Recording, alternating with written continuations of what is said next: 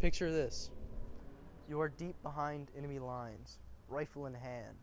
You silently approach the enemy, gripping the trigger. You take your shot, but the trigger snaps right in your hand, crumbling in your palm. You cry out to the infernal machine as you are fired upon. While you lie there, you look to your rifle laying on the ground to read, only rated for 20 trigger pulls. In your dying breath, you curse the rifle that had doomed you. Dramatic, I know, and unrealistic. The military would never accept such a disposable and unreliable weapon. So why should you accept such a thing in your consumer products, your phones, your computers, and appliances? After all, these products are as necessary for modern living as a gun is for war. Aloha, my name is Ethan Kalei Kaumaka Fisher, and today I'm going to be presenting my senior presentation. Just a little bit about myself so you get to know me. I have a 3.8 GPA currently. I have taken AP Biology and AP Physics, as well as currently being enrolled in AP Calculus.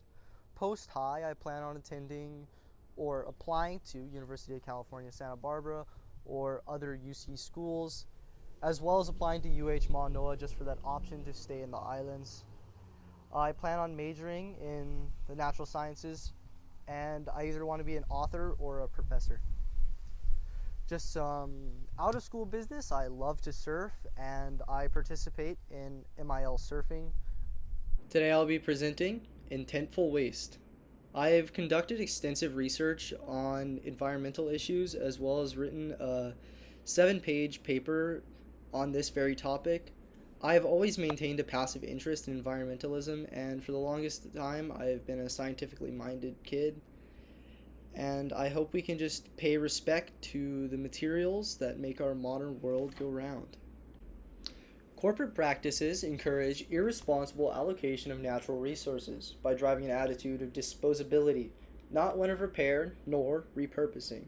Therefore, humans should seek towards repurposing non-single-use and single-use waste.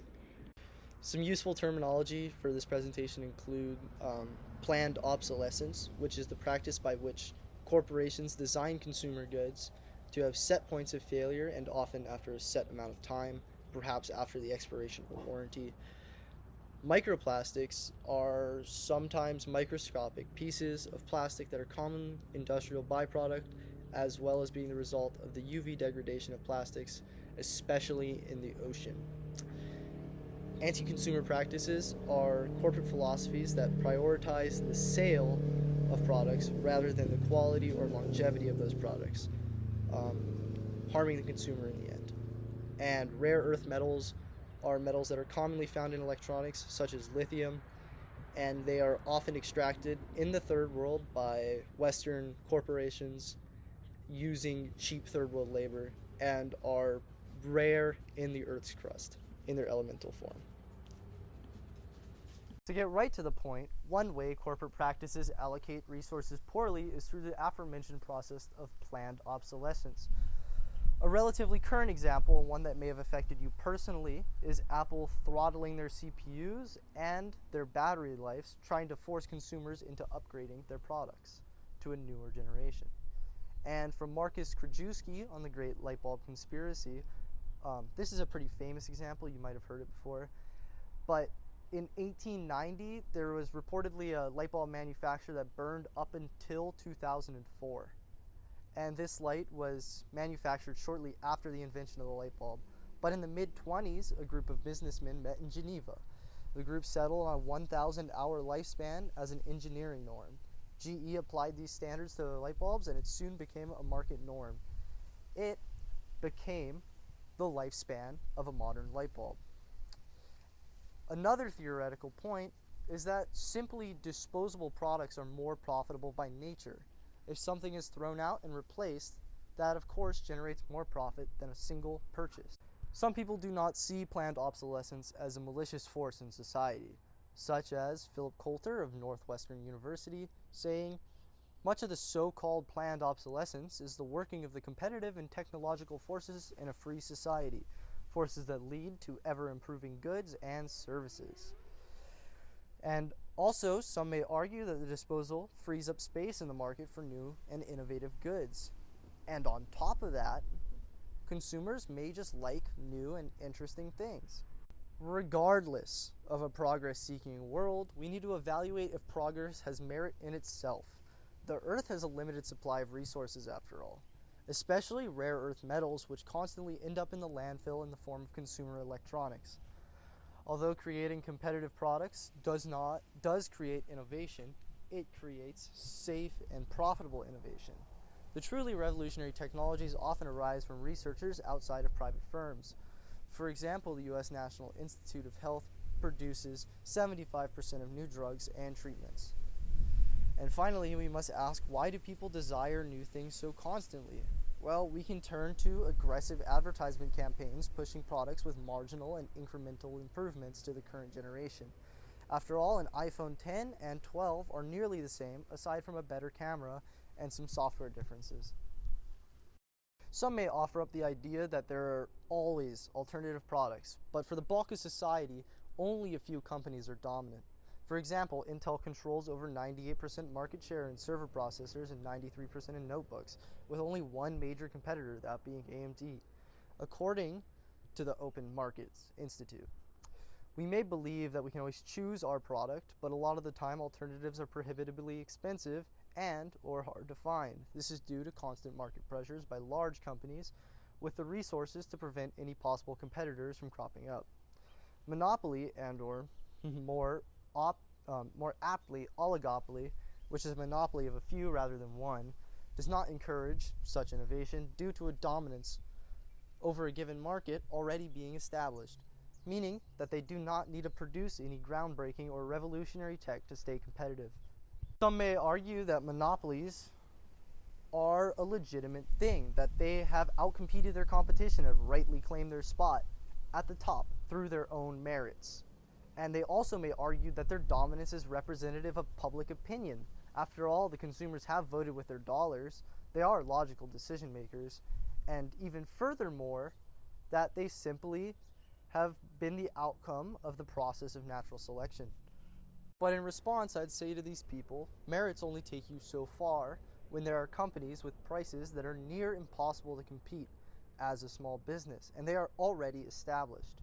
And once established, large companies can impose pricing that is accessible by those without very much money or people not willing to spend a lot of money. This availability of their products further entrenches their position at the top of the market.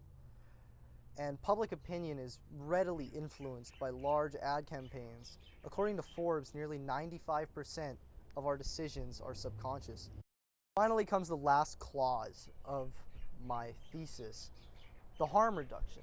So finally, we should try and better the harm that has already been exacted upon the world.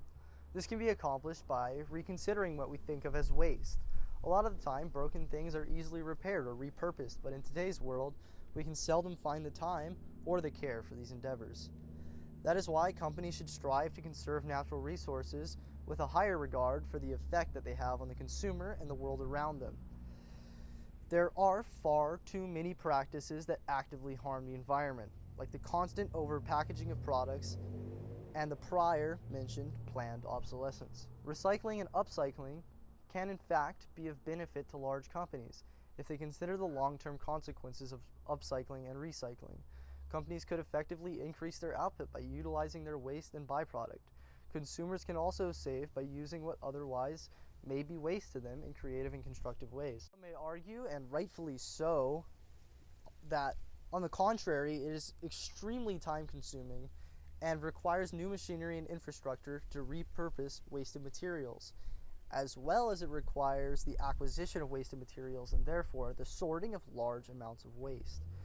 Finally, the public does not have the time to care for such things. They are too busy at work, at school, and at home. And I can definitely sympathize with this point. Regardless of the time, money, or effort required, it is a simple and incontrovertible fact of the current day that environmental action is required in order to secure our futures, and the companies of the world are included in that future. So it is in their long-term best interest to help sustain the world we live in. And if people and companies were more discriminate with their disposal of items to begin with, we wouldn't have to use all of our time sorting through their trash in order to recycle goods. And although the public does play an important role in the reduction of waste, a much greater responsibility lies on private institutions, because they are who generates the mass amounts of readily disposed of products for consumer convenience and, of course, their profits. For all the grievances aired, I hope you can find the truth in the idea that companies do not allocate their resources in a responsible and sustainable manner.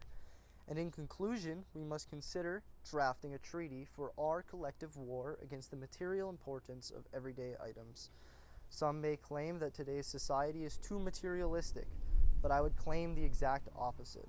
I would say that we do not pay enough respect to the materials that the earth has granted us, her children. I hope you enjoyed my presentation, but hey, we're not done here. There's a much more personal component of this project still to come. Aola. You might have heard that and asked yourself, what's Aola? Well, at Kamehameha Schools, Aola is the framework by which we, as Kamehameha School students, should strive to develop our servant leadership, our character, and our communities. And we use the metaphor of a tree in a forest, us being the tree and the forest being our community and offspring. My first Aola value, or the roots of my proverbial tree, Aloha Aina, is my love for the land, or Hawaiian patriotism.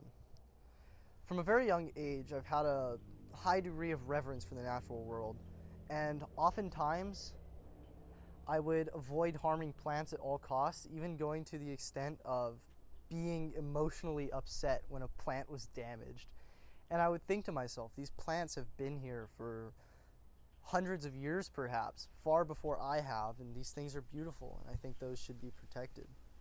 My second value, or my trunk, ku'ulia, translated to excellence, and this is the learner's Native Hawaiian identity. I exemplify this through my surfing. I'm not saying I'm an excellent surfer, but I certainly strive for refinement. I strive to perfect the fundamentals. Everyone else in my age group's out doing air reverses, while I'm trying to have the strongest basis for my surfing. Penultimately comes the branches and leaves of the tree. This is my growth mindset, and this is the learner's productive courses of action. And how do I exemplify a growth mindset? Well, I used to despise biology as a class, but come the end of sophomore year, I had to sign up for classes, and I decided I'd chance it with AP Biology. And I've not enjoyed a class since. So for now on, when I'm selecting classes, either for post-high or currently, I like to select classes that I may not initially think are going to be interesting, because I know I have a good chance of enjoying them and learning new things. Aola, live on. This part of the tree is the fruits. And this also is my well-being as a student and as a person. When something ails me, I like to just go out and ride my skateboard aimlessly, having introspective thoughts and confronting what is wrong with me or perhaps wrong with the world. This is how I exemplify Aola. Thank you everyone, and mahalo for watching. I hope to see you out in the community.